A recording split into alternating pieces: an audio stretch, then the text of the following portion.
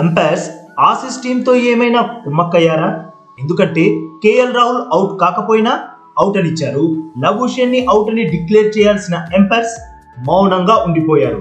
దీన్ని బట్టి చూస్తే ఏదో ఇలకత మఫ్లియా జరిగినట్లే అనిపిస్తుంది. అవును బాస్, సిరాజ్ వేసిన 13వ ఓవర్ 3వ బంతిని షాట్ ఆడడానికి యత్నించాడు లబుషేన్. బట్ బంతి బ్యాట్ కి కనెక్ట్ అవ్వలేదు. అయితే బంతి ఎటు వెళ్ళిందో తెలియక రన్ కోసం యత్నించాడు లబుషేన్. కానీ బంతి అక్కడే ఉందని తెలుసుకొని వెనక్కి తిరిగాడు. ఇంతలో తనని రన్అట్ చేద్దామని సిరాజ్ బంతి వైపు దూసుకొస్తుంటే లబుషేన్ బ్యాట్ తో బంతిని పక్కకు తోసేశాడు. అరే, బంతిని అలా ఎలా తోసేస్తాడు అని సిరాజ్ ఆగ్రహం వ్యక్తం చేశాడు. రన్అట్ చేయకుండా అడ్డుకున్నాడని ఎంపైర్స్ తో చెప్పాడు. జనరల్ గా ఇలాంటి సందర్భాల్లో ఫీల్డింగ్ కి అడ్డుపడ్డారని బ్యాట్స్మెన్ ని అవుట్ అని డిక్లేర్ చేస్తారు.